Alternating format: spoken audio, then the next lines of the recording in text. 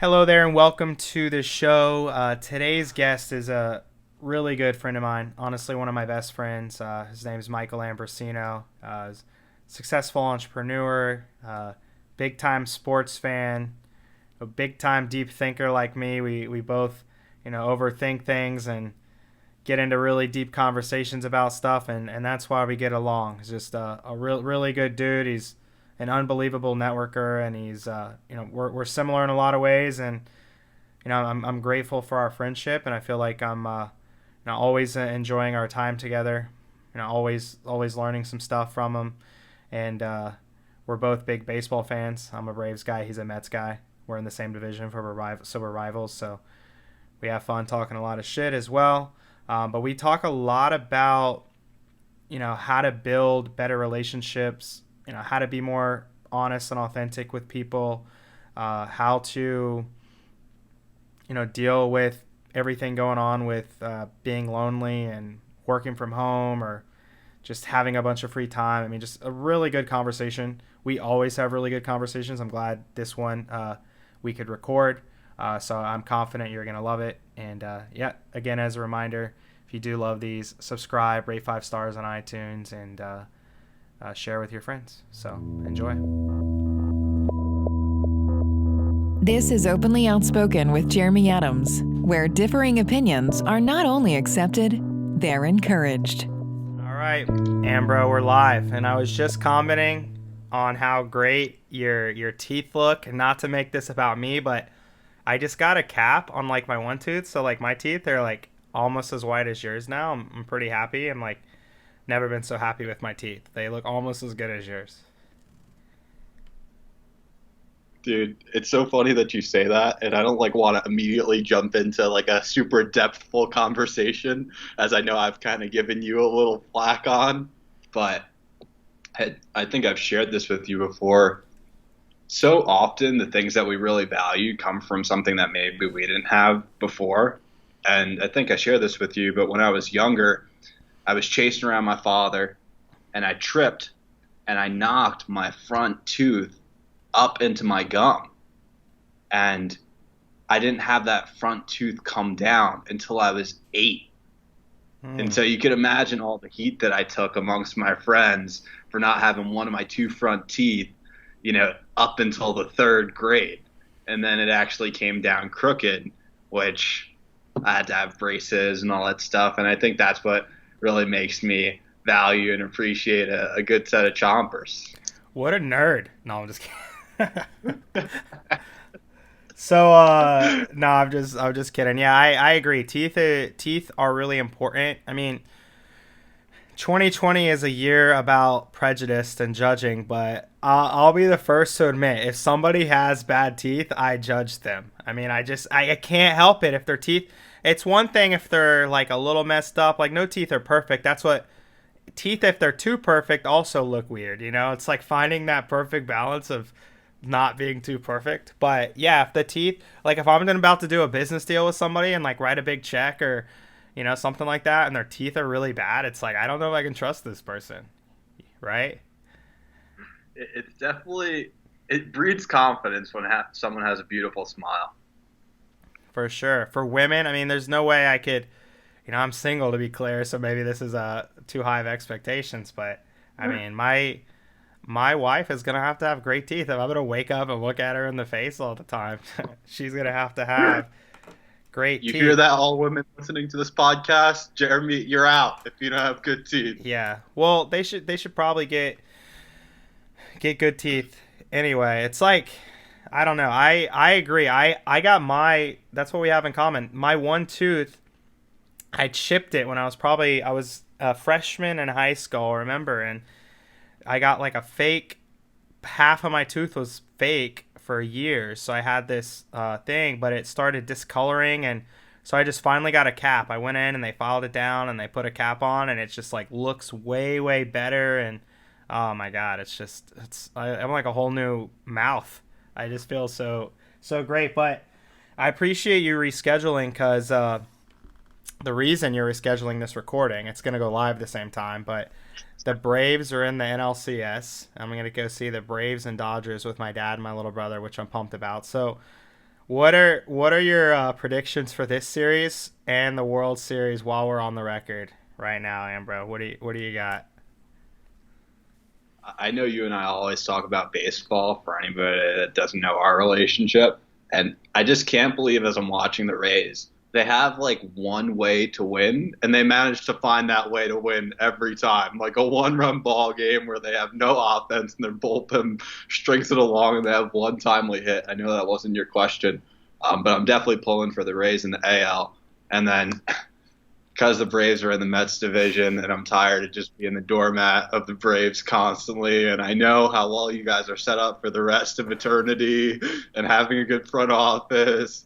I do like the Dodgers in that series only because Soroka's hurt. I think if he was in, you'd have that equalizer. But if the Dodgers don't do it this year, like when are they going to do it? So I like the Dodgers to win it all, which is kind of going chalk. But I think the Rays have too small a margin of error, and if the series goes like 6 or 7 games with the Astros, their pen's just going to be spent. Well, I appreciate the honesty there. Yeah, I mean this is the Dodgers window. I'll say if they don't win this year, the Padres are going to be better next year. I would say the Braves are going to be even stronger next year because we're going to probably sign some free agents. And I know this isn't a baseball podcast, but that's fine because it's my podcast. I can talk about whatever I want. But yeah, I'm hoping. I mean, we lost Hamels, we lost Soroka, Fulte, Newcomb, King Felix. I saw this could be history, Ambro. I saw King Felix pitch in a Braves uniform. Not a lot of people can say that. I went down to the spring training game. He made 2 starts. He probably pitched 2 innings in each start, and I saw one of a Legends starts in a Braves uniform. And there's only a few thousand people in the fans, so or in the stands rather. So I got to see a legend, Felix Hernandez, in a Braves uniform, and then he opted out because of COVID. So. How do you feel about that? So another funny story we have too, non-baseball related. I mean, I think the Braves can beat the Dodgers. I think Fried maxes up, match it. That was actually a good pun right there. Fried maxes up. Fried matches up well against the Dodgers. I was hoping we'd have Hamels because Jock Peterson can't hit lefties. Muncy hasn't been able to hit lefties. Bellinger has just been kind of struggling all year. I feel like having a strong lefty in there is good, but I don't know. So what do you Yeah. been enough about baseball because I know the Braves are gonna win it all. Right now, I'm calling it. We're gonna beat the Dodgers in 6, and then the Rays are really scary to me. And I feel like we're a better team, but they'll just somehow like get some wins and like, oh man, Weasel their way into victories like they always do.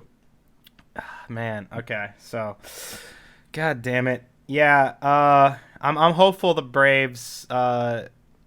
I'm hopeful the Braves can win this series. We played really well in the postseason. Travis Darno's like an MVP now, so we got like 3 MVP candidates. Oh yeah, and for those that listening, we bet preseason on MVP and Cy Young candidates, and it's looking very promising that 2 of my picks are gonna win. So Amber's gonna owe me $100 for each of those picks. So I'm looking forward. I'm still trying to decide how I'm gonna spend my $200. Uh, so Well, what have you been up to, dude? What have you been up to? What's been going on? What's new with you?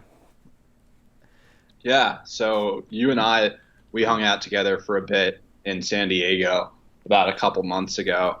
And I was just kind of in this position, and I'm sure many people can relate during this whole time of COVID. We've just been thrown out of our routines for the most part. And we've had to, for many of us, try and create new ones, which is uncomfortable. We're creatures of habit. We enjoy doing and having things where they are. I mean, even in my own place, when I had a home, I'm currently nomadic. I like having my nightstand exactly the way I'm used to. I like my toothbrush where I leave it. And when you don't have that every single day, or something throws that off equilibrium, it's off-putting. And so I was living in the Bay Area. As you know, that's where we met for the last 3.5 years. And then COVID happened. And San Francisco is a really progressive community. I remember the middle of February, Square, Uber, Twitter, these companies had people and their employees working from home super early, middle of February. earlier than anywhere else in the nation that I heard people not going into work.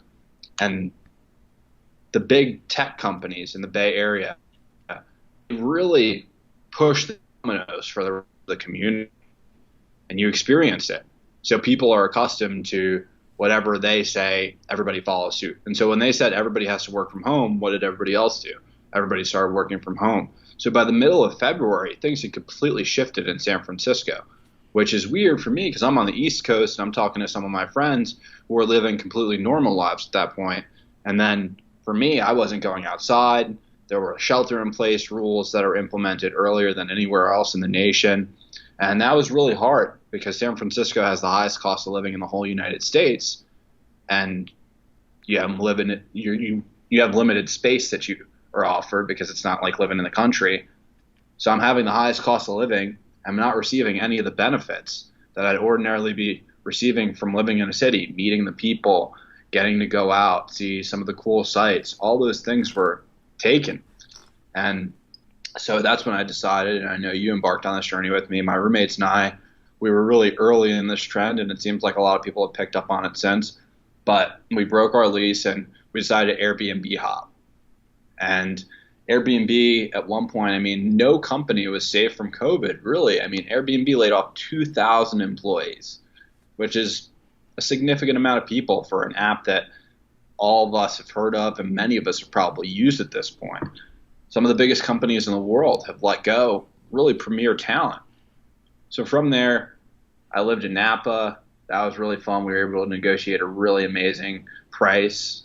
And then we went down to San Diego, where you and I hung out, lived in LA, lived in Las Vegas. And while that all sounds really enamoring and fun, and it was, like I got a chance to experience different places around the nation, places that I probably wouldn't have spent like more than a weekend in before I got to live in for a month. But I was in this crux of, man, for me, what makes a home is the community and the people. And I didn't have that necessarily because I was going from place to place.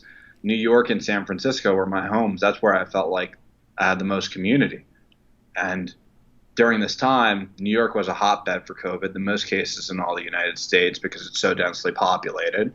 And then San Francisco, no one's leaving their house at all. People are scared. People don't want to walk outside. All the supermarkets have no food. And if you walked outside, even if you weren't even on the same side of the street as someone and you didn't have your mask on because there was no one on your side of the street, people would give you a dirty look. And so I was in the middle of, wow, these are the two places where I feel most at home, but I don't feel like it's worth being in either of those places right now. And so in my heart, I knew that I wanted to get back to New York, but timing didn't feel right. And I think that can feel that way for many people at different points in life. Timing might never feel right. All the stars may never align for you to make the perfect decision, choice, move that you want to make. And so for me, I decided to road trip all the way from the West Coast back to New York. And it's been a blast. I mean, I know you and I, we have friends all over the nation. And that's just kind of the way things work now with social media. You meet somebody, whether it's Facebook or Instagram or Twitter, or you go to an in-person event live. If you go to a concert, you go to a music festival, you go to a personal development event, these people might not be from where you're from, but you can start a long-lasting relationship with them. And so I've gotten the chance to see a lot of friends from all over the nation during this time, and it's just been so great. Like, I'm so thankful. But I would be lying if I told you that there haven't been some long drives that I've had a lot of time to myself to think over stuff. I'd be lying if I said I didn't feel lonely at times because I really wish that I'd taken this journey with someone else. And I'm seeing some of the coolest places in the United States, but I'm there solo, which isn't ideal. So there's always good and bad. I want to talk to you about that lonely thing because you and me have talked about that a handful of times, especially in 2020. I feel like we've had a lot of similar things come up. For those that don't know, like, everybody in San Francisco pretty much has roommates, right? Because the cost of living is so high. Like, even really successful executives and founders, like, unless like the ultra wealthy will have their own place, but it's super common for just a typical like single guy to have one or two roommates, right? 100%. Yeah. Yeah, that's crazy. That's just like a whole world. I just love having my own space here in Orlando. It's just different, right? Super different. And I was some about it. Things I really did enjoy about San Francisco is that in most places, if you're going to have a really sick place, you have a sky rise, right, with amenities and a doorman and stuff. One of the cool parts about San Francisco is that you and your friends can rent like a sick house in the middle of the city, but there aren't a lot of places where there are houses in the middle of the city. But that is the case for San Francisco, which is one of the things that kind of creates a little bit of the allure, is that you can live in some of these really old mansions or historical landmarks even. Like the Full House houses, right? Yeah, exactly. Yeah. So I know you talked about loneliness, and I feel like we both have that challenge. I think everybody in the world and the country experiences a level of loneliness, so it's not like unique to us. But I feel what is unique to us is we both have a considerable amount of freedom. So I worked, I'm 30 now. You're a couple years younger than me, right, Amber? You're 28. Yep. So we're very similar age. I From my teens and early 20s, I always wanted to be successful and earn good money and not have to like be tied down to a job and all these things. And I still work in my company, and I have meetings that I run and important calls and stuff like that. But I have a lot of freedom, flexibility, and I don't work an insane amount of hours. And I know you're rather similar with your company now. And what I never thought about for all these years when I said I wanted success and basically freedom is what I'm going to do with all this free time. So 2020 really slapped me in the face. And, I live by myself. I normally would travel. I've been traveling, 3 or 4 months out of the year every year. That hasn't been the case this year.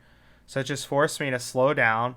It was extremely lonely. And now it's like I have this freedom. I have, good income coming in. I have, new money. I'm starting to build wealth. It's a good problem to have, right? But it's still a problem that I never ever considered. It's like, what do we do with all this free time? And I know you and I again just have freedom, and it's challenging because there's not a lot of people out there that have a similar level of freedom, especially, and we can talk about this too, but especially when it comes to potential romantic partners. Like, I'm like, why can't I just find someone that has a complete free schedule like me? Like, it's very difficult to find that, And so I don't know, like, have you had similar stuff come up this year? Yeah. I just have friends who doesn't make me better, doesn't make them worse, that doesn't really exist. It's just priorities to me. Some people prioritize certain things. Some people prioritize other things. And I think you and I have prioritized freedom for a while. That's really important to us. And I have friends during this trip who text me, because I'll text them. At this point, they don't know where I am in the country. They have no idea what time zone I'm in. I'll send them a text either super early, which could be, is he on the West Coast? Or I'm not sure where he's at right now. And they'll say, because I'm in a group chat with 5 guys that we've talked every day since graduation. Those are some of my closest friends. And we'll do like the group FaceTime feature. And I'll like almost always pick up if someone initiates it, but I'm usually the one initiating it. And a lot of them will just shoot me a text back, like, working right now. Like, Amber, when do you even work? And I think that's one of the benefits that we have, is that I'm sure there are days, Jeremy, like there are for me, where you're rather unavailable. And it might be all the way up until the evening, right? Like you have morning meetings, lunch with a client, potential prospects later on during the evening. And that day is booked, and you'll get back to someone the next day. And your day can stretch all the way until midnight. And I know I've had those days. And then there are days where, if you and I said, hey, I want to take it easy today. The Braves game's on a little early. I want to watch that. Like, we have the freedom and the liberty to do that, but most people don't. And while many of those folks might have things like healthcare paid for them, right? They might have benefits, things that are really important for a lifestyle in which they have their ass covered. I think some people prioritize safety and security and having their minimal needs met, and that's perfectly okay. Like that's the life that my father's lived and his entire life. My dad's a garbage man, and one thing that was really important to him is that I had Tommy John surgery when I was 17 years old, and that surgery is 17 grand, and he didn't have to come out of pocket at all for it. It was completely covered by benefits, which is beautiful, right? Like most people don't have 17 grand disposable for a surgery that isn't necessary. Like I probably could have lived my life without ever having had that surgery and just kind of work through it. For those that But don't know what Tommy John surgery is, because probably only baseball people would know that, can you explain what that is? yeah, yeah. So it's basically major reconstructive surgery of your elbow, and many of you have probably met people that have had ACL surgery. I'd say it's like an equivalent rehabilitation for your arm. A year you have to commit to it. A lot of baseball pitchers specifically will have that surgery, and nowadays it's like really common for guys in their early 20s to get it because it's just a matter of time until they're, you would know better than me, Ambro, but until their elbow like gives out. And it's actually a good thing now if a young guy has had it and recovered and is pitching, in the mid 90s, right? Because he's gonna be probably more durable than some guy you don't know when his arm's gonna give out on him. Yeah, essentially they explained it to me, and this is how I explain it to people. Um, Along your elbow, right here, you have your ulnar collateral ligament, and it's essentially like a rubber band. And every time that you throw a baseball, you put stress on that rubber band. It's not a natural motion for you to throw a baseball. For you to really throw anything overhand isn't a natural motion. And so every time that you throw it, you're putting stress on that rubber band.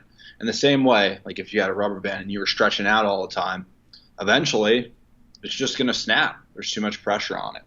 And so that happens a lot to baseball players now, happened to me, and my dad didn't have to come out of pocket for it. But what I can say is that I have another friend, and again, this is just priorities, right? I have another friend whose father's a very, very successful attorney that I went to high school with and owns his own practice, etc. And he had to pay. He had 4 children. They all had braces.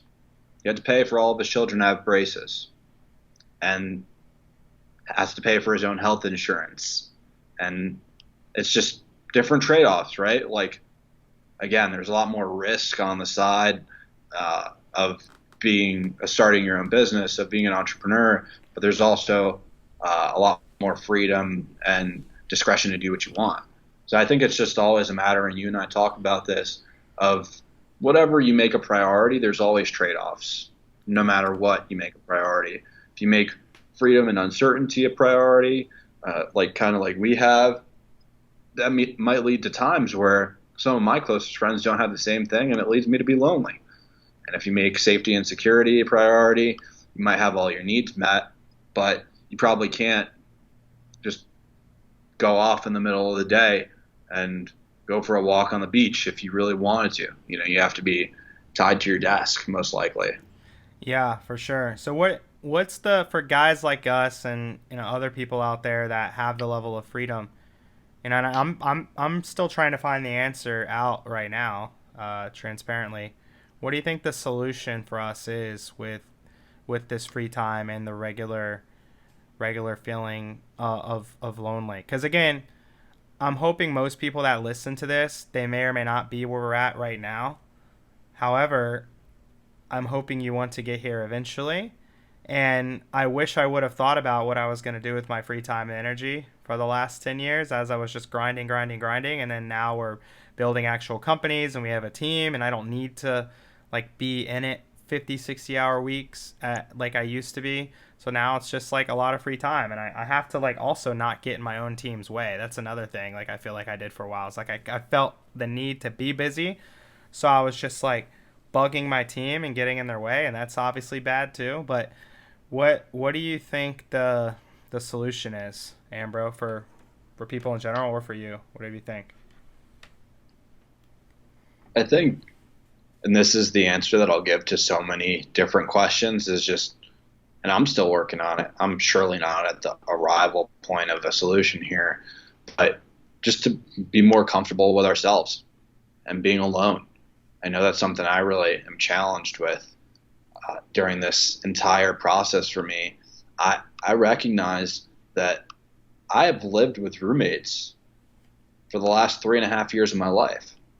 I've had someone that I've had an in-person conversation with up until this trip for basically 3.5 years straight.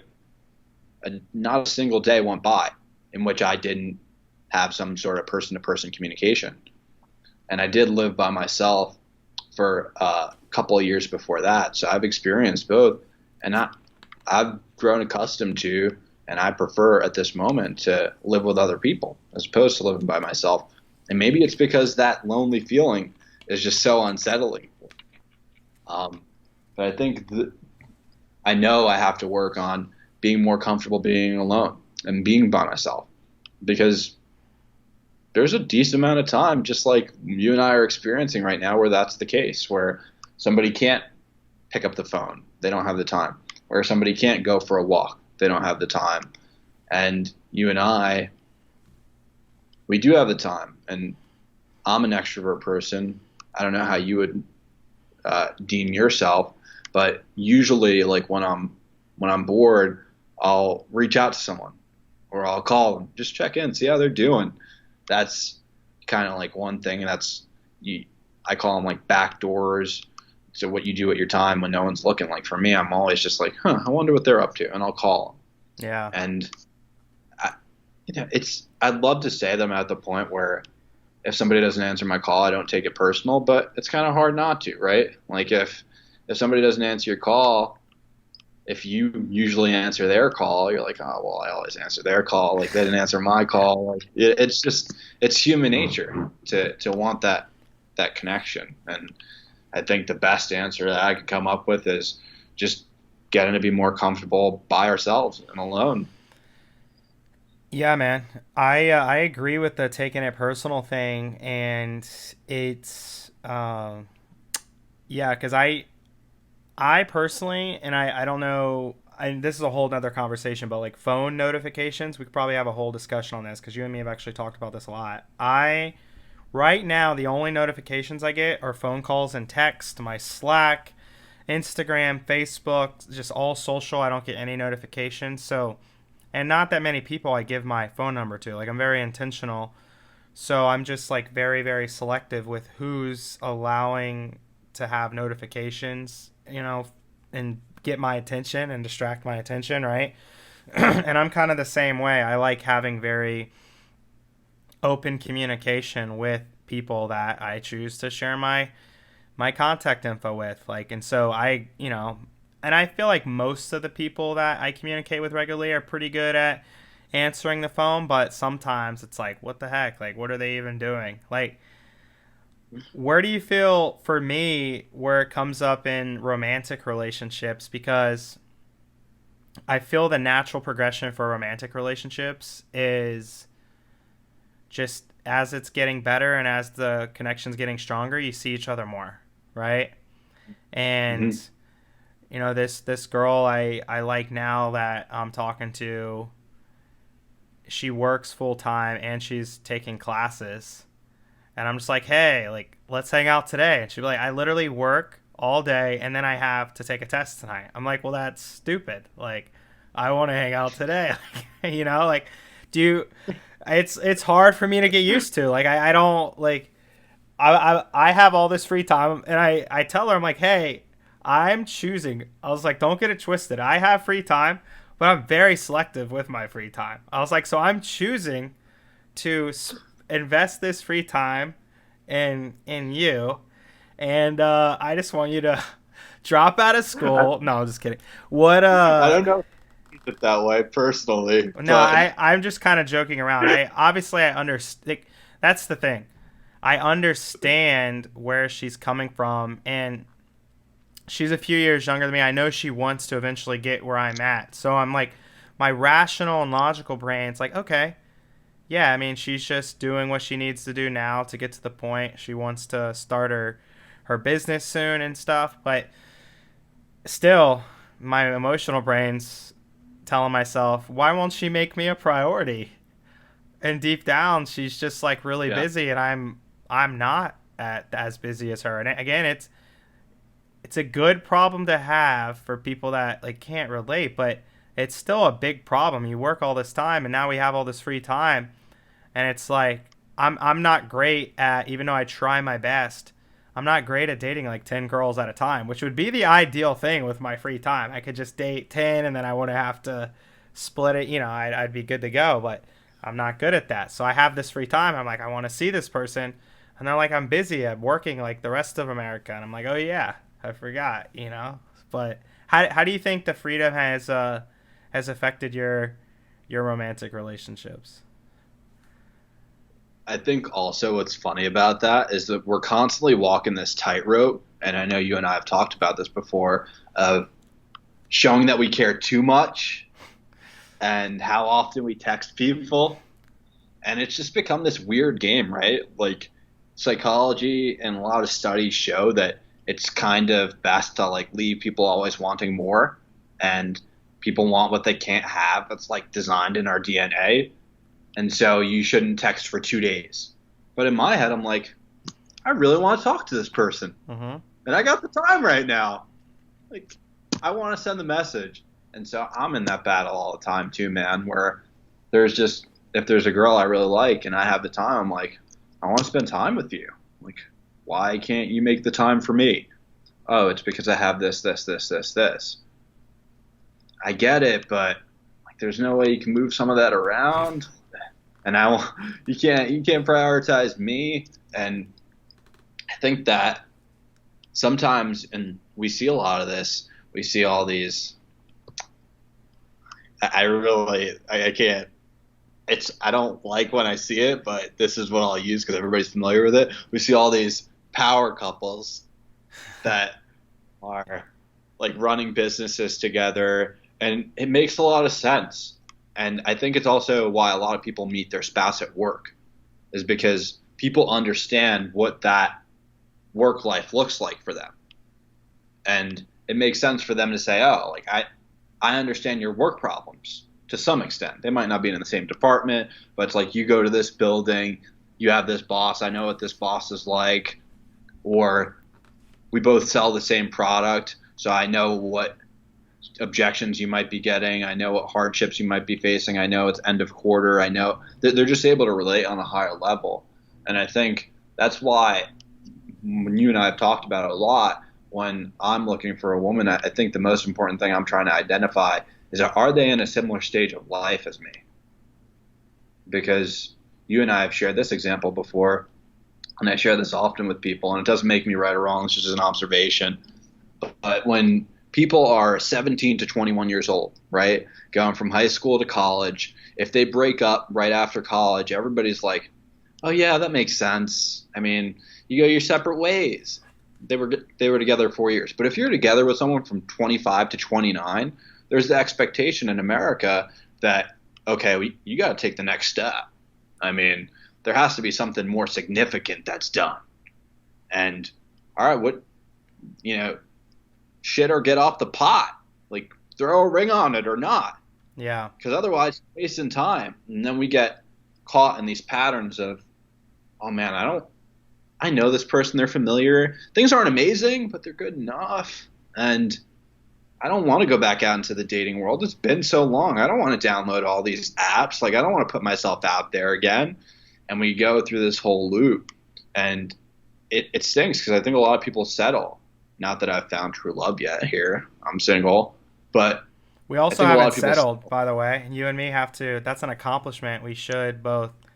And something I can, congratulate you for. Like, neither of us have settled, which is, I think we both had opportunities to settle, and we didn't. Mm-hmm. And although that's lonely as hell sometimes, deep down we knew, or at least we have the hope and optimism that waiting for we don't know for sure, right? We could just die alone, we don't know guarantees.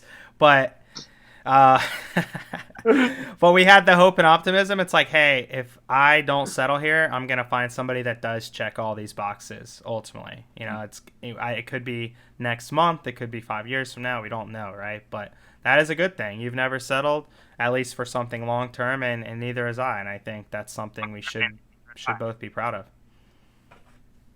I know you and I talked about this before, but I think in life, most people are searching for these two things, at least here in America. I'd say majority.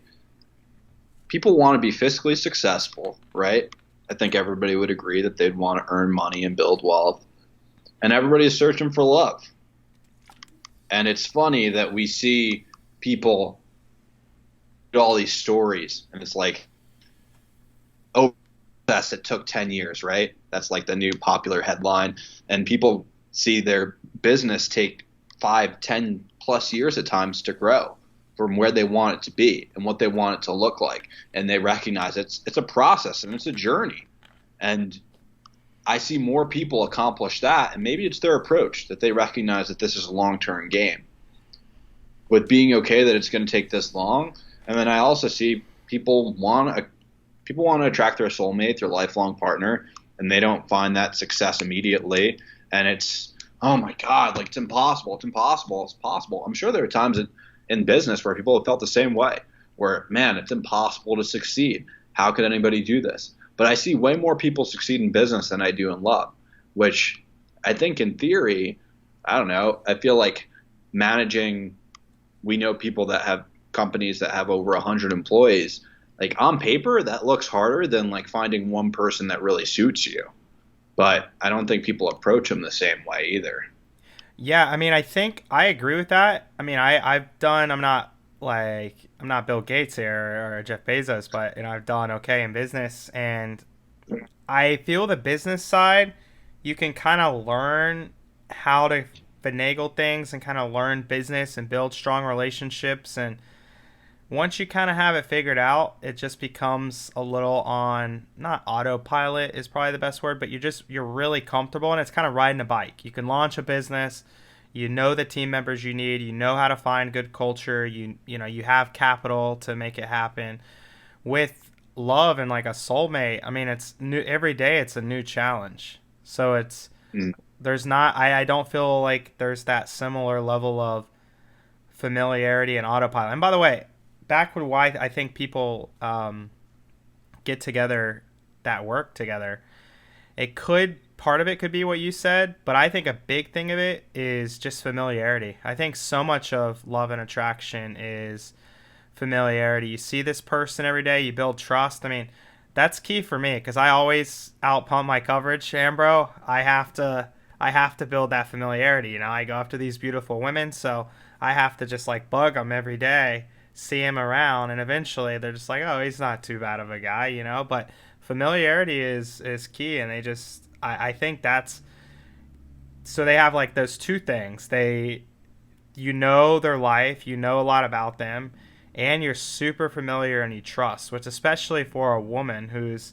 subconsciously craves safety and security, that's key. And they're very safe and secure. They see him every day, and yeah, by the end of it, that's why you got to be careful. At work can be a dangerous place. And it's convenient, right? They're both going to the same place every day. They don't have to go out of their way, like you and I are talking about, to find that person. It's like, well, we're both walking to the same office every day. We're both going to the same location every day. And I think that's part of it as well. We're attending the same team functions after hours. I mean, it's like, that could be the solution, Ambro, as if in 5 years we're both still single, we're going to have to get jobs. We're going to have to get jobs. And because we can't do that. That's the thing. Like, I've made a mistake, in the past with, assistants. Like that, I can tell you for me, and this is me being vulnerable, I've worked very hard in my 20s, and I would have assistants, and we'd spend a ton of time together, 40 hours a week, and we just would become, female assistants. We just become like really close. We became almost like work best friends, and then just like you hang out, and before you know it, it's like romantic. And I've done, like with Unicorn specifically, I've been very, very, very intentional about separating work and personal. So, yeah, we're just gonna have to get jobs there, bro. In 5 years, we'll work at where should we work? Where if there was one job you would be semi okay with, what would it be? Huh. Where you had to go into the office and stuff.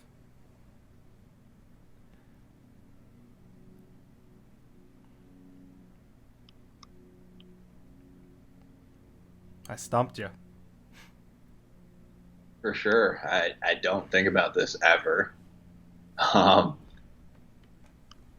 Trying to think of like a product or a service that I'm really passionate about that I use really frequently that I get behind. Um,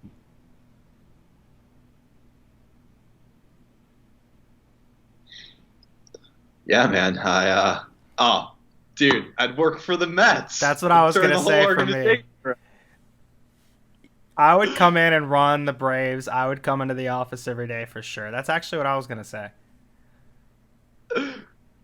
Yeah, something sports related probably because we're both fanatics and let our teams break our hearts constantly. Maybe that's our destiny, Ambro. One day is we're gonna start a sports agency. Wouldn't that be cool if we were just like managing player contracts? I feel like we'd both be really good at that from the relationship side and like understanding the game side. Yeah, no, that'd be super fun. And one of my friends is he's actually considering that. He's got a law degree, and his brother is actually in the Rays organization, and then another one of our best friends plays in the majors. So it's definitely a path that he's considered, and he knows the legal side. Maybe we should talk about that one day. Like I'm serious. Like I've always been super interested in the pro sports world. I know you have as well. I think we'd both crush that. I think we both have a good understanding of business and relationships, and I just think we would crush. But anyhow, I oh, I just dropped my ice drink here. For those that don't know, I got Ambro. I think. Do you still drink these? Did I get these? Do you turned on to these sparkling ice For drinks? sure, yeah. Yeah. Yeah, they're sugar free and they're great replacements for soda. So I drink them all the time because I'm almost like don't drink any soda now. So I'm drinking one right now. It has vitamins and stuff. It's really tasty. It's the strawberry lemonade one. There's no sugar. It's like a little fizzy, a little sweet with a bunch of antioxidants and stuff. I don't know. I like it. So that's it. Just fell down as I was. I have my journal here. I wrote down some things I wanted to ask you about. What? Tell me about this 365 days of writing you just finished. Today's the anniversary, or yesterday was the anniversary when you started. What's going on with that? Yeah. The 365th day. Uh, so going back to 2017, and this is like when we first met. I had a friend. His name is John Israel, and he went on to write a book about it. He decided to write 5 thank you cards a day. And how he arrived at that is he recognized that gratitude was the most important part of his life. And he wanted to flex that muscle every single day. He wanted to find a way in which he was working on that actively, at getting better at the skill of gratitude, which I don't think many people look at it that way. And maybe you consider it a mindset. And you and I have talked about it of, wow, we can really look for the gift in things. And so I saw John. He had written me one of his thank you cards along his journey. And it wasn't like, hey, Jeremy, you're awesome. It's like heartfelt. Things that he remembers about me. Things that I did for him or added value or something I said or a memory that we shared together, etc. And I just remember sitting there and I was just so blown away of like, wow, the thing that he feels most passionate about in his life is gratitude. And he's finding a way to get better at it every single day and express it every single day. And I just felt this fervent need to take on a daily challenge as well. And so I went back and I was trying to think. I was really committed to coming up with a daily challenge. Nothing was necessarily popping to me. And I was talking to a mentor of mine. He's like, hey, you're good at connecting people. Like, you should make 5 introductions a day. Ha ha ha. And I was kind of like, that's what I'll do. And So I made 5 introductions a day, which you received many of them, over the course of 365 days. 1,835 introductions, I think the number winds up being. And there was a lot of good and bad, I'll tell you that much. I mean, I think on paper people hear that, or to the raw ear, and like, that's amazing, dude. That's really cool. What I'll tell you is it was super demanding, and it took up a lot of my day. I mean, it'd probably take me 30 to 60 minutes every single day to be like, who can I introduce today? Like, how can I? Sometimes it comes up naturally in conversation, for sure. And you have your first batch of people as you like look through your Rolodex and your contact book of like who would make sense to make introductions for. But where I first fell short, and this was one of the biggest lessons that I learned in the year, I had a woman who's super well connected. You met her. Her name's Kelly. She was the first employee at Apple Music. She did like worked on bringing all the relationships onto iTunes. And I introduced her to 2 people who were like in actually, you know these people too. I introduced her to Bernd Ullman and Greg Ryder. Crazy. In my head, I'm like, this makes so much sense. They can like cover the whole music landscape with some of these connections. And they're also involved in like the Silicon Valley thing too. Like, they understand how this world works. But I didn't make it clear why they should connect. I wasn't very explicit and, hey, here's the value that I see that you guys can get from one another, and this is the reason why I think you should get on the phone. I kind of just threw them together in an email like, hey, you're 3 awesome people, you guys should connect. And Kelly, like, I feel lucky, was like willing to stand her ground and be like, hey, Michael, like, I appreciate you trying to add value, but you just kind of wasted my time. Like, we got on the phone and we were like super unclear of why we were actually getting on the phone to begin with. And I was like, oh man, I will do my best to not do that again. And literally like 2 years later, they meet up and they're talking business of how they can work with each other. And so there was something there, but I wasn't explicitly clear on how the value is there. Like, I saw it in my head, but I didn't do a good enough job explaining it to them. And I wasted a lot of people's times, not intentionally most of the time. I think sometimes I was trying to hit my own number, which was like, that's not a great way to have a goal, right? Like, to jeopardize other people's times in order to hit your own goal is just probably not a good goal to set to begin with. But I met a lot of people that year. I noticed that for every 5 introductions I made, I got about 1.5 made for me, which was cool. So I met a lot of people that year. But I don't know that I would do that goal again.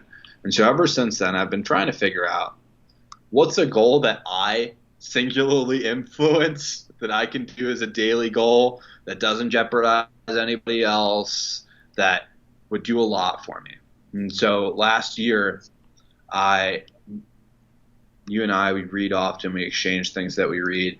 I read this, one of my favorite Medium articles by this guy, Buster Benson, and he wrote this Medium article on biases.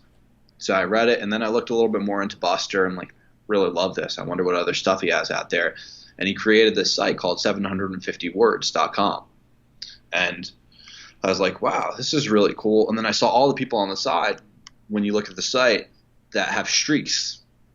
And I don't want to say he gamified it, because that's just gotten so overused at this point, that term. But he put like all these badges that you can get, and you can see there's some people that had written every single day 750 words, which, just to give you an idea, is about 3 typed pages for like 4.5 years straight. And I was like, wow, that is so cool. So I wrote that first day, and I just wrote about the article that he had written. And I was like, wow, I want to become a better writer. I had already had this list on my phone of all things that I wanted to write about, just a blog post or something. And that list was already probably like in the 20 to 50 range of things that I wanted to write about. I'm like, hey, this site seems really cool.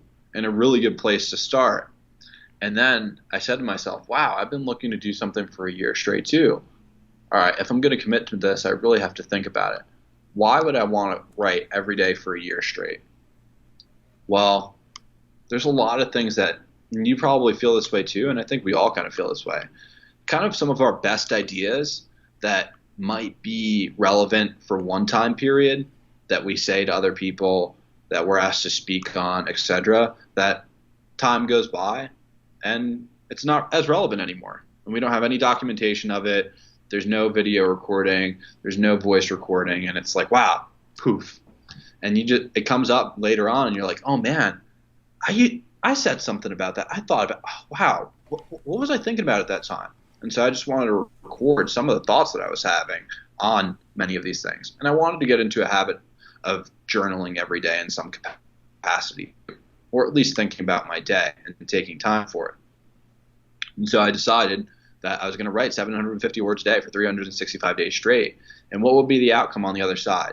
Well, I think you and me, we find ourselves pretty effective in one-on-one communication. And it hit me like that's just not eternally scalable. Like we can't have one-on-one conversations with everyone. It's not possible. And if we want to close deals, if we want to have more reach, it's just not empowering for us to try and get everybody on the phone or meet in person. And so I have to find a new medium that would allow me to reach more people or talk to more people or have more conversations if that's what I want, and that's what I wanted. And so I decided I'm going to write. And we don't realize that we write all the time. We script texts to other people, right? How often do we think about what we're going to say in a text, and we give it a minute? We write emails, of course. Like we might write a newsletter. We might write a memorandum to someone. We might write like notes that we send to someone. All these things, we're constantly writing. And so I said, if I can become a better writer, that would make me more scalable in like spreading my ideas, saying what I want to say more effectively. And I knew if I did it for a year straight, like what would that look like on the other side?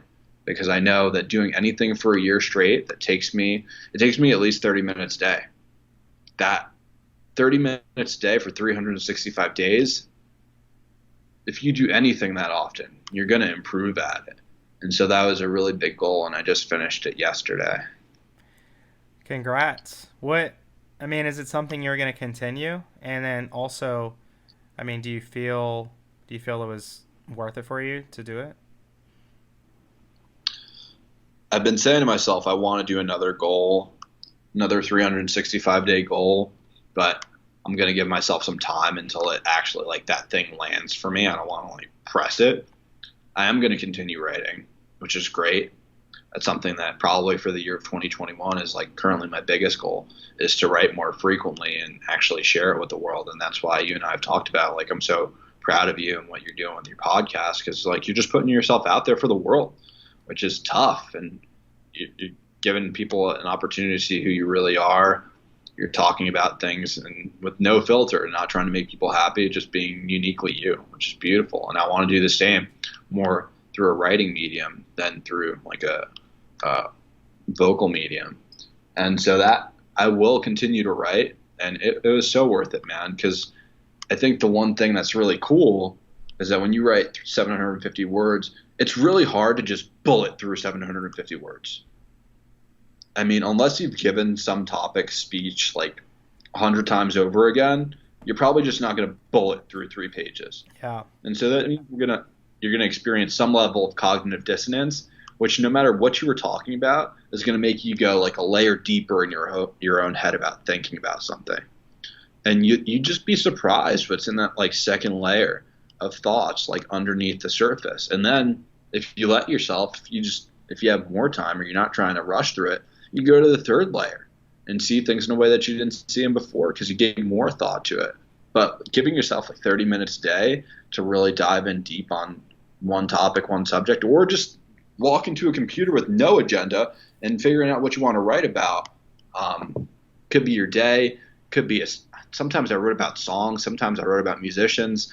I mean, you just never know what's going to be popping for you that day, or what's not going to be there. And when you sit there and just try and analyze, like, what should I type about? There'd be just there was a day where I was like, I literally feel like I have nothing I can say, which is impossible, right? Because there's so much in this world to talk about. But not that I'm a writer, but I felt like I had writer's block, and I didn't know exactly what to come up with. And then you start typing and, write words that don't make any sense, and Yeah. eventually, like, you tried. And I can align with that too, by the way, which is why I don't like typically what I'll do for this show is I'll spend a little bit of time. I obviously know you better than previous guests, and as I grow, I'm gonna have guests I know less and less because I just can't interview my friends for forever.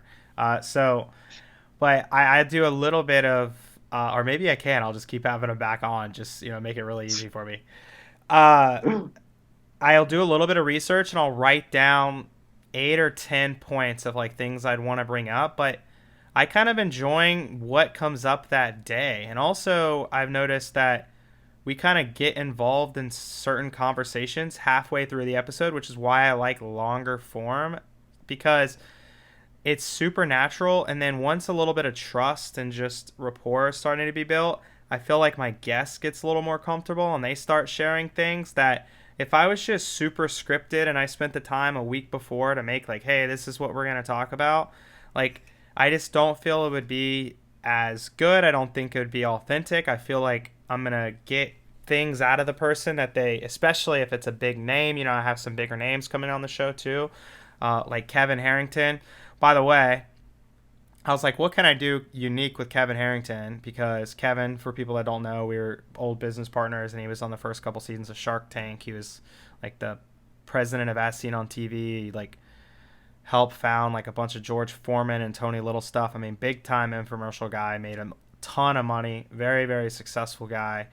I'm like, he's interviewed all the time. What can I do different that nobody does? So what I thought of was getting Brian on the episode as well and talking about what it's like working father and son. And I'm just going to write like 4 things, and then I just want it to kind of flow. I don't know, like, why would I know better than them what to talk about?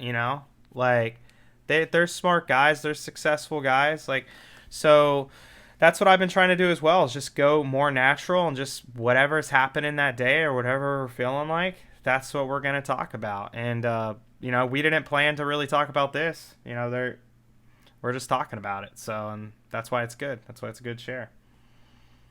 Yeah, and I was actually talking to a mutual connection of ours, Jack Butcher, and he's done a great job of growing a Twitter following. And we were talking about that, and he was like, dude, I feel like sometimes we drop these bombs like in our own head of like, man, this content's fire. People are going to love this. And we just don't know what's going to land for people. And he's like, what landed the most out of everything, to your point, of what you're going to do differently with Kevin and Brian, is he started talking about what it's like to do business with his wife. And that was the stuff that people wanted more of.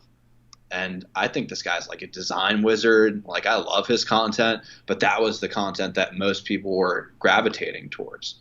So you just don't know. And I love that. We talked about Joe Rogan because sometimes it can just feel scripted, right? Especially people know their key talking points. Like, if you're going to get on a podcast with Elon Musk, you're probably going to talk about the baby name. You're probably going to talk about Tesla. You're probably going to talk about Mars, because those are the things that he's known for. But getting that good stuff, like, that just comes out as things perpetually graduate. Absolutely. What's something, Ambro? And I want to talk to you about relationships and connections because I've learned a lot from you. I think we have a similar skill set there. I would say you're better at it than me, though. I'd say you're a little more strategic and intentional with some of your things. So I've learned a lot from you there. But on this note, and this is the first time I've asked any of my guests this, but I'm just curious what you're going to say. What's something about yourself that you wish more people knew? In your life right now, even, but just close people in general. What's something that you wish more people knew about you? Mm.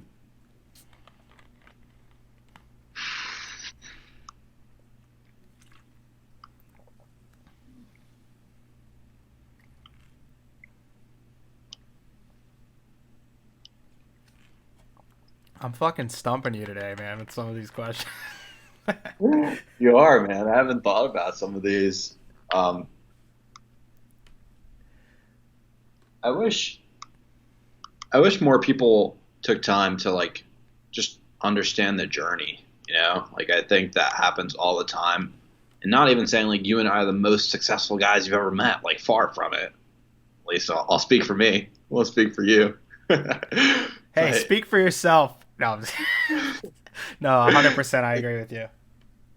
people see what we are currently and don't realize, I mean, at least for me, dude, like I had a conversation this morning where somebody shared like how I showed up 3 years ago to something and it was off-putting for them, and it's actually something that I've reflected on since of like, wow, I didn't think of that specific conversation, but I thought of that specific event that I was at, and I'm like, man, I went to this. I'll be really candid what it was. It was actually the Forbes Under 30 event, and I was there like trying to posture and like hang out with the cool kids and like the quote unquote list makers and like act like I knew people, and like I was just trying to posture, and I was just coming like I don't know, dude. The version of me now is like, what were you doing? You know, like why were you trying to show up in this way where you were looking to impress people? That's really what it came from. Like I just wanted to try and impress people. And am I guilty of probably doing that now subconsciously? Yeah, but at least I try and catch myself of like my journey like that. I'm proud of who I am now, and I'm still got a lot to work on, right? Like I'm not there completely, but my journey is what I'm really proud of. Yeah, that's an awesome share, and it is interesting how, because as you were sharing that, I was kind of thinking of similar dumb shit that I would do, when I was younger. Not to call it dumb, but you know what I mean. Like it's just you look back at it and you kind of cringe. You're like, oh, what was I thinking? I mean, can we both relate that at least in my early and mid 20s, it was really important for me to be around people that were financially successful. Like that was so important. It made me feel good that I was like connecting with these people, and I would be tell my friends, I'd be like, this business does this much in revenue, or he sold his business for this much. And now it's just like, it's just like I don't care. Like obviously it's cool if we have some similar interests in business, and normally we end up relating with those people because we just have so much in common, right? Like not because I'm out there seeking per se, but we end up aligning with a lot of those people because we just we have so many similar interests, right? But were you kind of the same way? It's just like I want to be around all these successful people, and then it just got to a point it's just like kind of icky, right? Just being around these people, and especially if they're assholes, and you probably shouldn't be hanging out with them anyway, but you just do it because you think you're networking and growing, but in all actuality you're probably doing yourself a disservice just being around a bunch of people that don't give a shit about you. Yeah, like I want to have shiny, I'm using air quotes here if you're listening, impressive, like wow, you know that person kind of friends. Like I, I'm not gonna say I've completely given that up, right? Because like I think there'll always be some part of us that like wants to be surrounded by people that are have notoriety. For sure. But there was just a time where I really valued that, and now it's one of the biggest reasons I'm moving from San Francisco. It's an area where, like, if I threw a party, a lot of people would show up, but they weren't really showing up for, at least I can see it now, for the reasons that I would necessarily love, because they feel like they had a strong relationship with me. They might feel like they can meet some really cool people for their own self gain. I'm picking up the tab. That's helpful. Like those kind of things. And I just didn't have a group of super close friends in San Francisco. And that was really hard for me. And I'm not naive to say, wow, my super close friends in New York, I lived in New York for 20 years. Duh, they're going to be there. But in New York, I have friends that they don't care about how much money I make. They don't care about my connections. They're not afraid to make fun of me. Like friends that are just willing to go there. I recognize how much I value them more now than I ever have before. And my friends in New York, like my best friend's a social worker. And like we're going to have a group in New York, and none of them are like on the cover of any magazines. They're not, lighting the world on fire. They don't have 10 figures in their bank account. Like, they're just good guys that I know that I can rely on and that know me and don't give a fuck about like anything other than me as a person. That's awesome. I completely can kind of agree and understand that, and that's kind of why. And you met my friend Mike from Ocala. Yeah. That's kind of why I like hanging out with some of my old friends from my hometown too. Is for that reason. It's like I just I feel we both spent. I mean, I think I can speak for you. We spent like our whole 20s just talking about business deals and growth, and sometimes I just want to talk about how we used to play Halo and like watch football. I don't feel like I talk about business all the time. And then that's why, by the way, that's why this podcast, I talk about business stuff sometimes. Sometimes we just talk about like baseball. Like, I just think that's healthy. Just talk about normal stuff, like talking about business all the time and deals. And man, it gets exhausted. And I have some guys that are older friends that I would consider mentors. I see that from them too. Imagine another 30 years, Ambro, of like business deals. You think we're going to want to just like talk about business deals all the time? I mean, it's just exhausting, right? So sometimes it's mentally, it's just like, hey, how's your fantasy football team doing? You can create, that's the crazy thing about sports. That's what's really fucked up about all this COVID stuff is bars are closed and sports stopped, which I feel like are the two things that bring people together. Like Music too. yeah, I mean, all that, concerts, all that. Like, if you're out watching football, it doesn't matter, like, age, race, gender. If you're all a Jets fan, like, you're hugging, you're high-fiving, like, it brings people to it. You guys lose, which is typically what happens, or I guess you're a Dolphins fan, I forgot. But if you're all Dolphins fans and you guys lose, which somehow you beat the Giants, or the 49ers. Sorry. Yeah, I mixed up my sports there.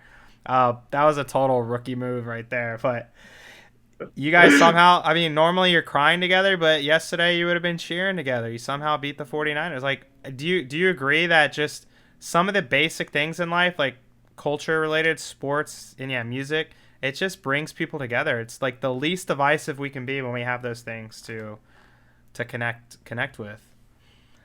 It's amazing, man. Like, you can go to a concert or a sports venue, right? Like, you like soccer, which is probably bigger in other parts of the world than it is in the United States. And you can go to, like, who's your favorite team again? Borussia Dortmund in Dortmund, Germany. Like, you can go there and they're speaking German. You don't know a lick, and you guys are celebrating together, right? Like, you don't even need language. Yeah. Like, that's how close it brings you. And the same thing with music, right? Like, I can listen to a song sometimes with Spanish lyrics and like it and not know what the heck they're saying. And people can do the same with English. And just really that uniformity, like that's special. And there's some things, like you mentioned, that transcend just all the barriers that we probably have put here, right? Like race, socioeconomic platform, like color of your skin, like geographic demographic, like all this stuff. Like, I don't know. Like, I'm sure when people were political preferences, if a football team's winning, you think we care if they're Republican or Democrat? We're just like high five and we're like, yes. Like, isn't that crazy? Like, all that goes out the window if there's that common bond. Mm-hmm. Yeah, I think back when like human history first started and like they saw their like first person that didn't look exactly like them, I don't know if they were like, yeah, we can never talk to this person again, like just be like, oh, never seen something like that. Oh, they eat food like I eat food. Wow, they like the ocean like I like the ocean. Wow, who would have thunk it? They are insecure and they're a guy, they want to talk to girls, and it's like we're all dealing with the same shit. Like we're all dealing with the same like challenges in relationships, and our parents getting mad at us, and are we going to be enough? And like, no matter what Hmm. your skin color, religion, like, you're just kind of all dealing with the same shit. Like, Yeah. I think I said this. I texted this to a friend. So I think I told you I met this guy in Vegas who he's very friendly with a lot of professional basketball players. I don't know a ton of pro athletes, so I was very curious to like hear inside this world that he lives in, and he kind of gave me like a picture of what it's like to be a pro athlete because he knows so many of them. And him and I were talking, and I told him how like for me in 2021, like the thing I'm going to focus a lot of attention on is me trying to grow a blog. And I told him I don't find that most of the time people want answers. People don't. They want to hear your problems. They want to hear your thought processes, your experience, your failures, and maybe where you are right now. They don't necessarily want the answers. And we often think our problems are so unique. But most of the time, somebody less than a mile away is dealing with the same exact shit. And we want to 100%. make it out to be like our thing is just our thing. Like, no, you wouldn't believe what happened to me. Like, Yeah. no, it happened to me yesterday, you know? That's one of my favorite books. So I'm actually having him on the show in a couple weeks. I'm actually recording with him next week. I just had to reach out to reschedule because little thing called the World Series I got tickets for. So I'm actually going with the Dugout Mugs guys. You know those mugs? Wow, name dropping. Yeah. Impressive. I mean, Yeah. they just have like a little small mug business. I mean, they're not like our business is probably bigger than theirs. Like I mean, but anyway, not saying they don't have a great business. I love their business. I'm not trying to say we're better, but I'm just saying they're just a small business in the baseball niche, which is awesome. And they bought. I'm about to name drop here. They bought tickets from Pudge Rodriguez. Yeah. So we're probably hang out with the players. We're all best friends. No, we wouldn't be allowed. We're in the bubble. The players aren't allowed to do anything with the COVID shit right now. But we're gonna reschedule because of the World Series. Maybe you guys have heard of it. But no, but he writes this book or I can't even think now. See, he writes this book. He wrote this book. He's an author of a book called I Hear You. His name's Michael Sorensen. It's one of my favorite books. I have it on Audible. I've listened to it maybe 7 times. And he talks about, the whole book's about feelings and validation. And most people already know the answers to their problems. Like, a lot of the answers are really simple. They're not easy, but they're simple. Like, if you're your bills are short and you can't pay your bills, but you're buying cigarettes and beer every day. Like, most people know, like, hey, I could probably do better at paying my bills if I didn't buy this stuff. Like, they don't need to be told. And he was just, he talked about how the best way to build relationships with people is just listen and do your best. And I've been trying my best to improve in this area because I've always been the one to be like, oh, just do this, that'll solve it. And they're like, fuck you, like, that's not what I'm trying to accomplish here. But listen and say, that sounds like a really tough situation. I'm sorry you're going through that. And if you are going to share feedback, ask for permission. Hey, I have some thoughts on that. Or what he says in the book is saying, hey, do you want me to just listen, or do you want me to, share feedback? What would be, what do you prefer? And then if you do share feedback, just ask for permission. Do you mind if I share some thoughts? No hard feelings either way, because I just want to be here and listen for you as a friend.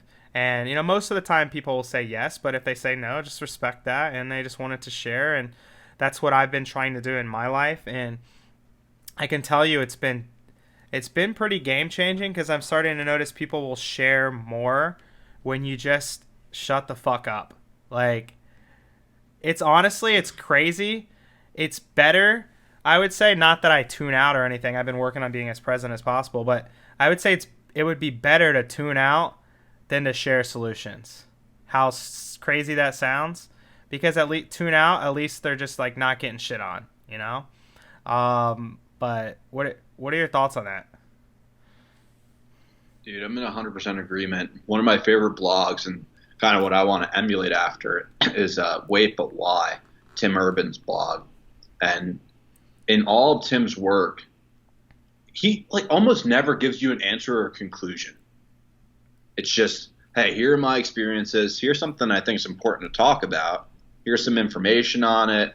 Here's what I've done. Here's what I've seen other people do. Here's kind of how I think about it right now. And that all he wants to accomplish, and this is kind of all I want to accomplish when I start releasing some of the things that I've written, I just want people to sit there and think a little bit deeper about whatever they were at. Because like you said, many people know the answers to their own problems, or they're not seeking it from you in the moment. You know, if somebody's like venting or complaining or in that state, they probably aren't in a state to receive any sort of like solution. Even if it was the perfect answer, you and I have talked about this. I think so often what happens, and I'll just share this relationship wise, and I had this happen with me, with my ex-girlfriend. And you can probably, people on this podcast probably hear it and listen. Have you ever had it happen to you, Jeremy, where you had somebody else, right, give you this advice, and you're like, man, I just got back from lunch with Kevin, and he just dropped this freaking bomb on me. It was a gem. And you tell your girlfriend what it was, and she's like, I told you that like a year ago. I've been telling you that. Like, what the heck? And I think so often people don't recognize that sometimes we're just not in a place to receive.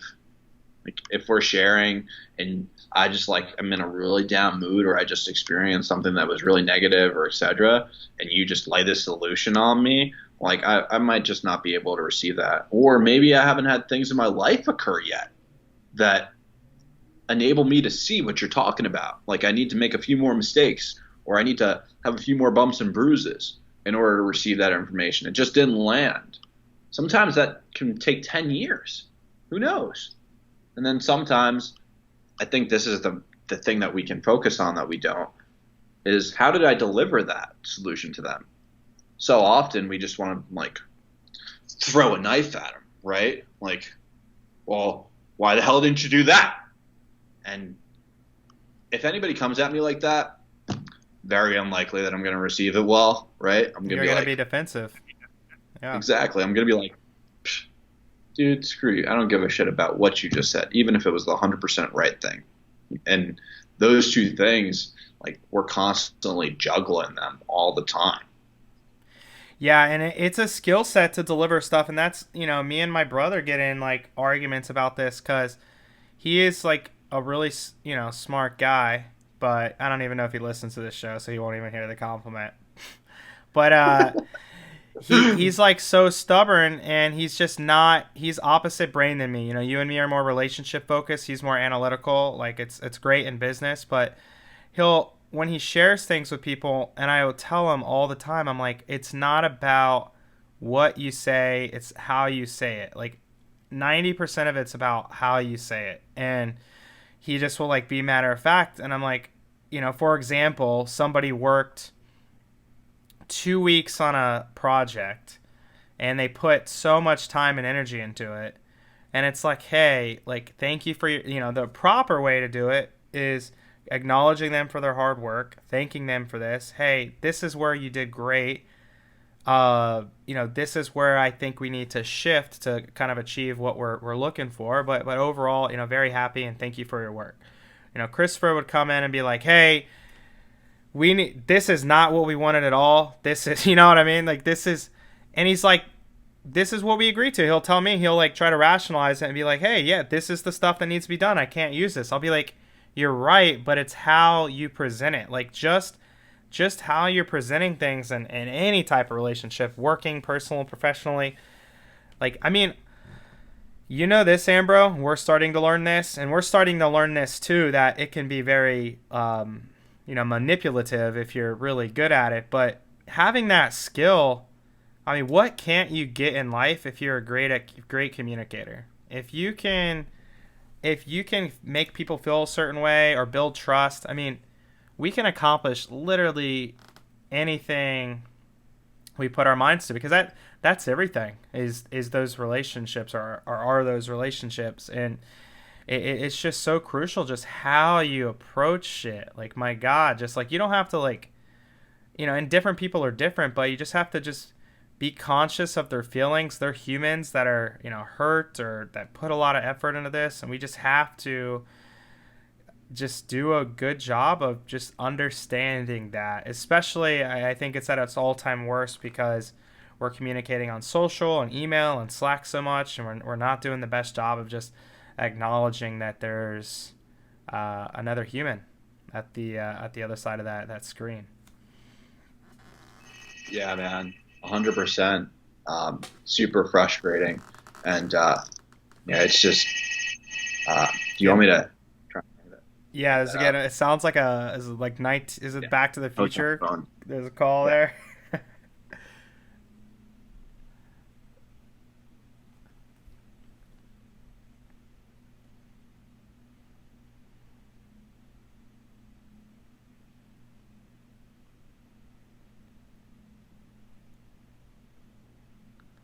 Are you in a hotel? It sounded like an old phone. Yeah, I'm at a hotel, which I have yet to receive any calls on that phone the entire time that I've Yeah, been here, of course. what are the chances they call like never? Real quick too, I wanted to chat something that I just brought up, but then we just got sidetracked, which is what happens. Hey, that's okay.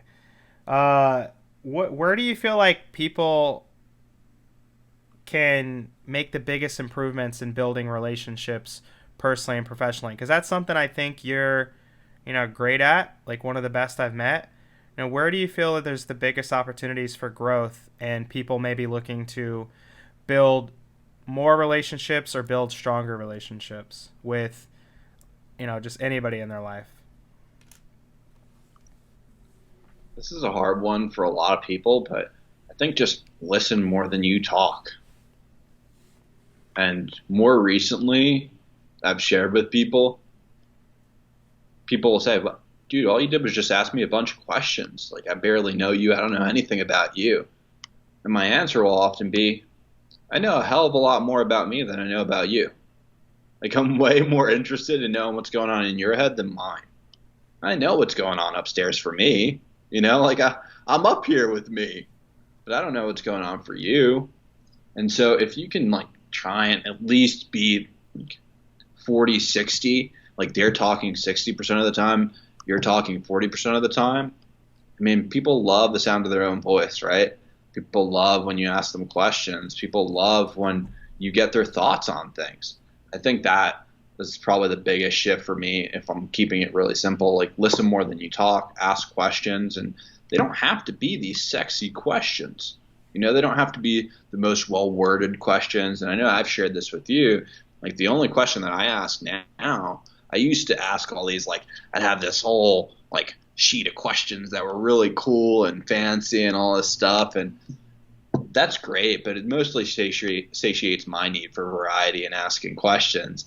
The only thing I ask now is, hey, Jeremy, what's really important to you right now? And it's amazing that simple, no complex words, no, like everybody can understand that. It elicits a million different responses. And I don't know what else I'd rather know about people than what's important to them right now. And when I just ask them that, you have no idea where that's going to turn. And most of the time, it'll kind of tell you what's like really top of mind, on top of their heart for them in the moment. And like you said, you just shut your mouth.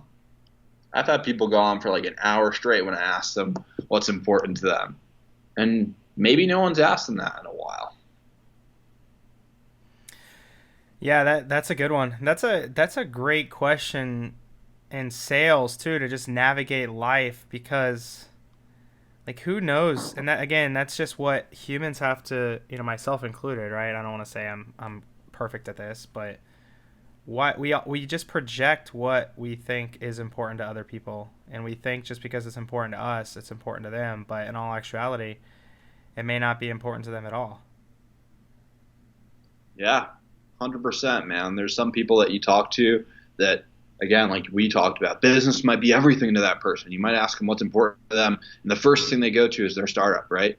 And then, or their business. then you talk to some people and it's like, man, what's important to me right now?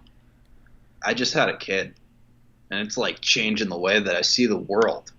And you can ask a simple question that so many people may or may not have asked them. It's like, what's your experience been like being a parent so far?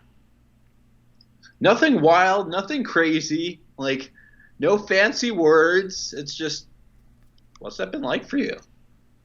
Has it been kind of like what you expected? Or what did you expect? What didn't you expect? What's been harder? What's been easier? What's been the most rewarding part?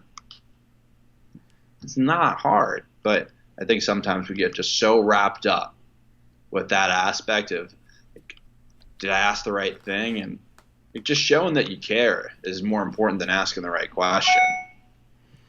Yeah. Why do you think we love talking about ourselves so much? Because sometimes when I'll be talking with somebody, you start getting a little insecure, like, hey, I'm talking too much, right? Like, but it feels good, so you just do it so much. Why do we love talking about ourselves so much, Ambro? I think all of us want the authority in the conversation, and it's like our nature to think that whoever's talking the most has the authority, but that isn't necessarily true. Like, me, the person that's asking the question is the one who has the authority in the conversation. They're the ones really getting what they want out of it.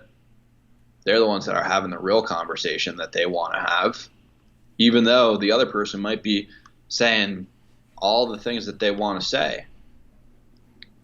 I'm talking about what I want to talk about because I'm asking the questions that I want to ask. I'm steering the conversation. I think it's more of an authority thing. Yeah. Something I get complimented on, or I have maybe the last few years more than ever, is just my authenticity. And I feel, in addition to asking questions, for me, I get, regularly, just when I meet new people, they'll just be like, I appreciate your honesty, things like that. That's been life-changing for me as well, just being 100% authentic and, like, just with your thoughts. Like, it's crazy, but it's like, if you think of something, say it. If somebody asks you a question, tell them the 100% truth, not the 80% truth. Just don't. There's something, I can't remember what it's called, but I think it's maybe a psychological term. When we're with people, maybe somebody we're trying to impress. So maybe it's a potential client or a boss or a romantic partner. We will adjust our answers based on what we think they want to hear. You know what I'm talking about? And like deep down, like a girl will be like, hey, I love hiking. That's like my favorite thing to do. And I'll tell you right now, I personally don't like hiking. But maybe in the past I'd be like, well, I'm kind of open to hiking, in all actuality. I'm like, I probably hate that idea. Now my answer would probably be along the lines of, which is the honest truth. I don't really like it. I haven't done a lot of it. With that being said, I don't have a lot of experience, and I'd be open to giving it a shot, right? Which is the truth. But we're constantly changing how we say things based on what we think other people want to hear, and that's, again, I'm still not perfect at that. It still comes up, and I'll just like be like, oh, I can't believe I just said that after I said it. But what do you think about the importance of just being 100% honest and authentic in relationships? Yeah, I had one of these conversations this morning where somebody, they just, like, you and I have talked about this. So much of life is met or unmet expectations, and I was expecting that I was going to be able to stay at this person's place as I was driving through, and then they kind of like laid it on me that I wasn't going to be able to, and they shared like why, and I was just totally blindsided. I didn't see it coming at all, and they said it was like based on a conversation that we had recently, and that just like made them uncomfortable, or it was off-putting for them. And part of me was like, dude, like, I really went out of my way to like to try and see you on this road trip. Like, you're the farthest out of the way of this entire trip for me, and now you're like you can't do it. And I felt myself like, maybe you felt the same way, where I just felt emotionally charged. Like I'm sitting there and I'm like, I have like butterflies tingling in my stomach. I'm just, Michael, try and be cognizant of what you're about to say. Because this person, like your point, he was speaking his truth to me. Like he was. So I respect him for that. And I just said like, hey, can I share with you what's really coming up for me right now? And just like you said, like when you share that, and like, don't try and make them the enemy, you know? Tom, you met him briefly. A lot of times, like you and I talk about conflict resolution and conflict conversation. A lot of times it feels like you versus me. And that's really not the goal. Like Tom talks about it, and he uses the example, is like, it's not you versus me, or right now it feels like you versus me, not us versus the problem. And like, that's what both people really want to accomplish anyway, right? Is like, we want to tackle whatever this point of friction is. But I appreciate when people are able to tell me what's really going on for them, because I'm not a mind reader. Neither are you. None of us are. And if people don't share what's really going on for them, like, how the heck are we supposed to know? People could say, oh, dude, it's implied. Says you. Says the way you see the world. Like, it's not implied for me. How was I supposed to know that? How was I supposed to gauge that? How was I supposed to see that without you telling me?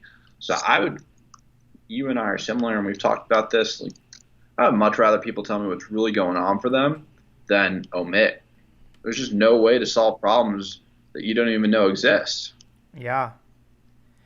I mean, what just came up for me right there as you were sharing was, and again, I'm constantly learning and growing in this area. I don't want to pretend like I'm perfect. I'm not. I still struggle in this constantly. But I was talking to a friend of mine in the building, and she was telling me this guy that she likes or is talking to or whatever it was. I don't know. I was really paying attention. No, I'm just kidding. It was a dumb and dumber quote. Something about I don't listen. I don't know. I wasn't paying attention. But she was saying this guy normally would text her every morning, and he didn't do that like 2 days in a row, and like how she like missed it, and she wanted to like hear from him, and she went all day or like till end of day and not hearing from him.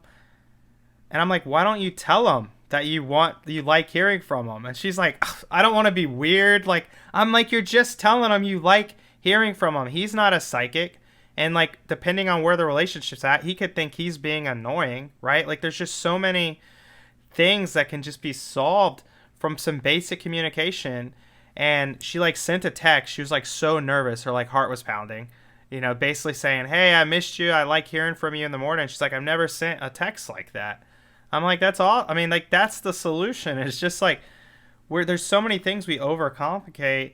It's like, hey, if you like something, it's okay to say I like this. Hey, I like hearing from you. If you don't like it, don't. And that's becoming exponentially hard for humans. And I think that's one of the reasons why we're both successful in business and successful in relationships, is because we're, different. We have different styles, and you're better at certain things than me, and vice versa. But like, we're both willing to just be like, hey, you're great at this, or hey, I don't like this. And that's so important. Just know people aren't psychics. Like, we all have, I'm 30 years old, you're 28 years old. Like, we've had over a quarter century of patterns that we built up from childhood, and we do things a certain way, and we don't know how other people's patterns are, right? And just communicating is just so important. Again, and I'm not perfect at this, but I've been doing my best to be better at this, because we don't know, right? Yeah, I actually want to riff on that. Is when people ask me, what's one thing you're focused on? And I'll share, like, the thing I'm at right now that I'll say is the one thing I'm committed to for the rest of my life is becoming a better communicator. And it's crazy because, like, I had some success at a young age selling Cutco knives, and I sold a ton of Cutco to like rich house moms. And I thought I was such a good communicator, man. Like, I'm selling so much. Like, yeah, I'm the man. And I had this level of confidence and really like, came off as hubris to many people that I can see now. And I look back like, from what I know now about communication, like, wow, you didn't know a damn thing. Like, you really didn't. And you can look back and say to yourself, wow, how can I continue to improve at being a more effective communicator? Because that evolves literally every day. I mean, I think if one of my favorite topics is like productive disagreement. And I just see all the time, like, and this is what I want to focus on just in life, like progress is so important to me. I see people get into an argument, and hopefully if people aren't watching the video, I have my two hands out and they're far apart. Like I see people get into a disagreement in a conversation and they'll start here and they'll just start talking at each other. Neither of them are really trying to listen to the other person's point or seek to understand. And they end the conversation maybe even here, further apart, or they don't make any progress towards one another, which in theory makes no sense. Like if you're getting into a disagreement with someone, rationally, logically, wouldn't you want to seek to further understand their point, like why you guys aren't seeing eye to eye? But we don't actually argue like that. We just argue in a way that we want to be right, and we want you to like eventually bow the knee that I'm right. And for me, like when I get into a disagreement, like I'm trying, I'm not perfect at it. If we move literally like an inch closer, that's palpable. Like the momentum is felt. Like progress is there, and it makes it easier for us to make progress and do the same next time. Yeah, I mean that's the toughest thing to do, right? Especially in arguments, especially with political, right? We don't agree at all. You know, I don't want this country to be like, I think lockdowns personally are the dumbest thing. I think we'll look back 50 years from now or 20 years from now and realize that lockdowns were one of the biggest mistakes in our country's history. I fully believe that.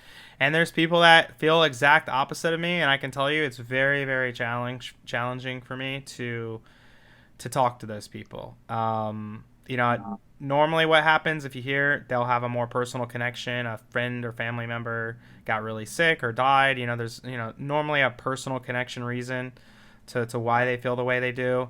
And that I know, because it's a challenge for me, I know that's my biggest opportunity for growth. I saw something the other day that was referring to like the biggest growth opportunity for our egos is understanding when we're talking to somebody, there could just be two separate realities. Like, I mean, and just like they have a reality and a lens on how they're viewing things, and I have my own lens and reality. And it's just, they're just somehow trying to get along in this same world, but they have a completely different lens and reality of looking at everything going on than what I do. And again, very, very challenging, but at least understanding that and saying, hey, I don't agree with this person at all. However, they just have a different way of looking at it. And that at least makes me feel a little better, you know, rather than saying they're a dumb person or they're just, you know, an asshole or whatever. It's just like, hey, we don't agree at all, and that's okay, but they just have a completely different way of viewing things. And that was kind of eye-opening for me. My friend Pete gives a really amazing analogy for what you just said, and I'm stealing it from him, so credit to Pete. He talks about how, like, in life, we're essentially all living on a beach ball. And you know how the beach balls all have different colors on each side of it? So let's just say that we're the speck, right? And we're the speck that's placed in the blue part of the beach ball. And all we can see left to right, near and far, is blue. If we met someone from the yellow, all we would know about life is in the blue if we've never been outside of the blue. The things that I experience in the blue are true for me. I've never seen anything but blue. And then someone from the yellow comes in and they're like, oh no, this is how things are. That's how things were for them in the yellow. You've never been to the yellow. You don't know what the yellow is like. Yeah. And it causes disagreement because what might be true for you might not be true for them. Like, I've met people And I don't know if you remember this, dude. The 30 under 30 event, people came to San Francisco. You remember how it was super hot that Oh, one time? yeah, I remember. It was the sweatiest night of my life because no place had an AC. It was the hottest 2 days in the history of San Francisco. And people came and were like, dude, San Francisco is so hot. And I'm like, no, it's not. I'm telling you, it's not. You're experiencing the two hottest days in the history of San Francisco that just happen to be right now. But their verdict of what San Francisco is like is their experience from those 2 days. Yeah. They're coming onto the beach ball from another part of the beach ball and experiencing that part of it. And it's just hard for other people to acknowledge what it's like somewhere else if they've never been there and never lived there before. 100%, man. That's a good share. That hot night was also the night we just laughed ourselves to sleep, right? Is that the same night or is that a different night? I think it's the same.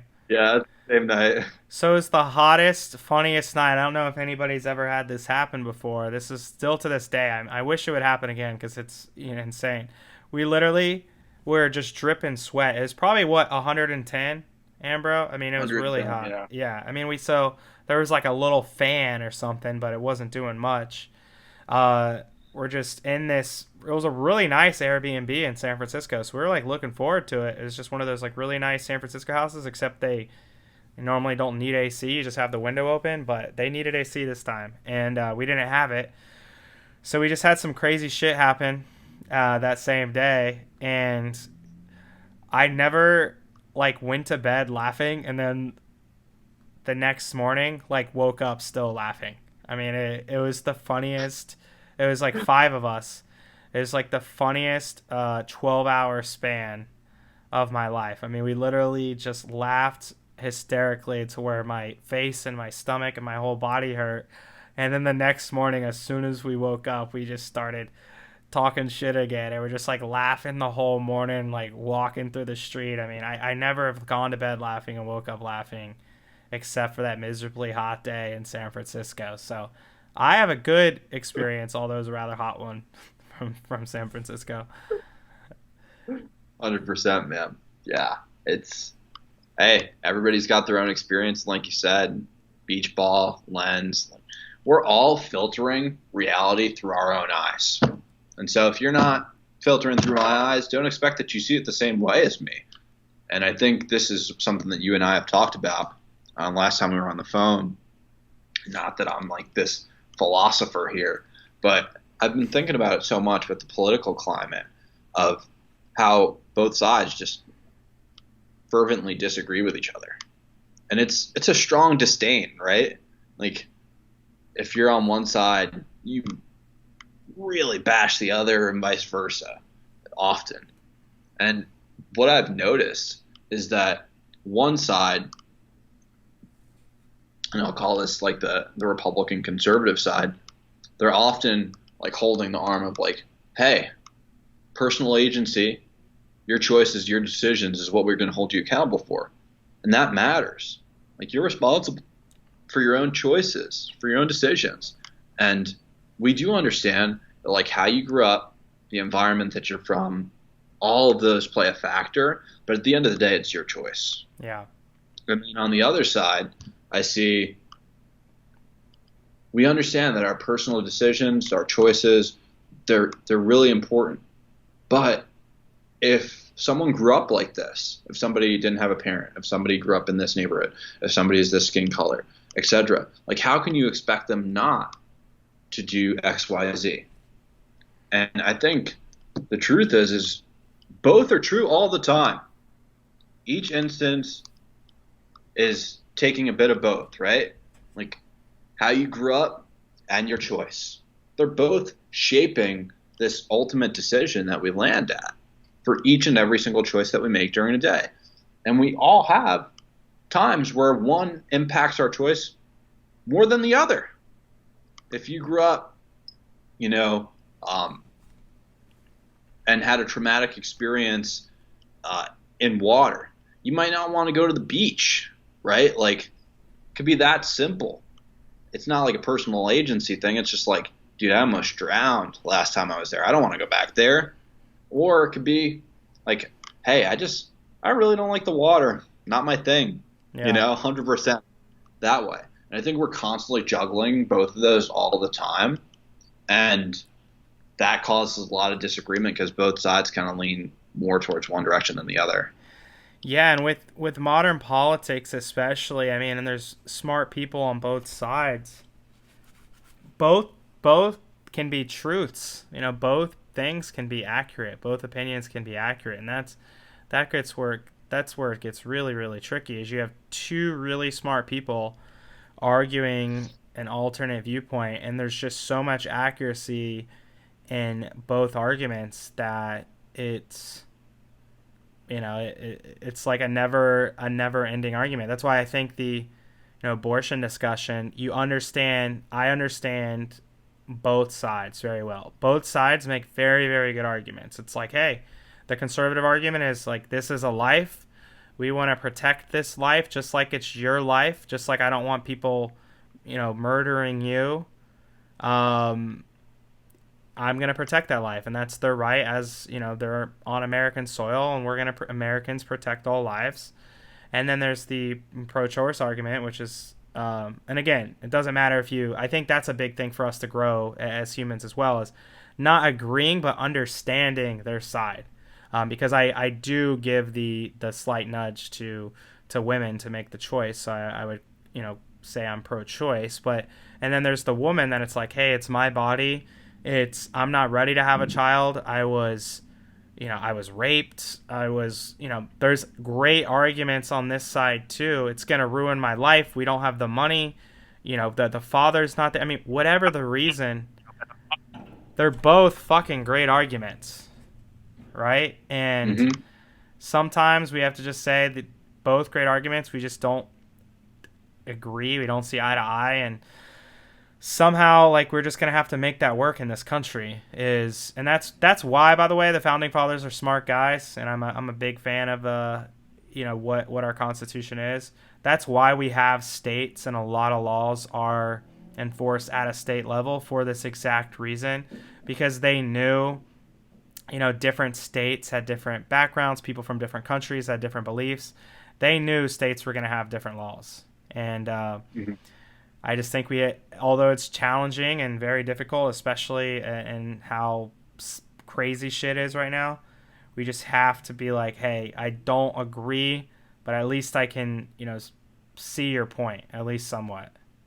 I Mm-hmm. understand where you're coming from. I understand why you think the way you do, even though I don't agree at all, right? And that's all we can do. That's the only way humanity will fucking survive, and that's the only way the U.S. will continue to prosper. That's for sure. That's the only way we'll, in 100 years from now, still be, a country abiding by a constitution. It's just being like, hey, these people think differently than me, and I don't agree at all, but I'm willing to talk to them, and I understand where they're coming from. So, What more could you even ask for, right? Like, all we really want is for people to understand us in just a million different contexts in which that takes place. yeah, That's all we really want. Just to be understood by others, for them to see us. That's it. for sure, man. Well, let's end it there. I enjoyed having you on. I'll make sure in the show notes to give you a little promo. We're coming up on 2 hours, Ambrose. We had a nice little combo. I know our normal conversations go like 5 hours, so this is just kind of a smaller version, but it was good, man. Is there anything quickly you want to promo or share or anything like that? And again, I'm gonna put your info in the show notes and when I share it on social and stuff like that. Uh, I think like the last thing I'd say is, if it's like a closing note, is just seek to understand people. Like, it'll make people feel really valued, and that's all people want, is just to feel valued by you and feel like they have worth. Um, I'm gonna start posting more on Twitter. Just post my Twitter handle. I'm probably gonna be sharing some more of my thoughts there. Feel free to agree or disagree with stuff I'm saying. Just like Jeremy's talking about, I'd love to hear your opinion versus mine. And that's really it, man. Thanks for having me on. I enjoyed the conversation as usual, and hopefully lots of good nuggets for other people. As again, like you said, usually because you have so much free time, I get you for 5 hours, but only got you for 2 here. Yep. Thanks, man. Thanks for being on. Thank you for listening to Openly Outspoken with Jeremy Adams. If you haven't already, make sure you subscribe to the show on your favorite podcast player so you get updated when new episodes are live. If you enjoyed this episode, the best way to support is to leave a 5-star review and share the podcast with people in your life that you feel would benefit from these types of discussions. Visit openlyoutspoken.com for additional details on the show. Find out how to connect with Jeremy on social media and learn more information about Jeremy's personal and business life. We'll see you next time.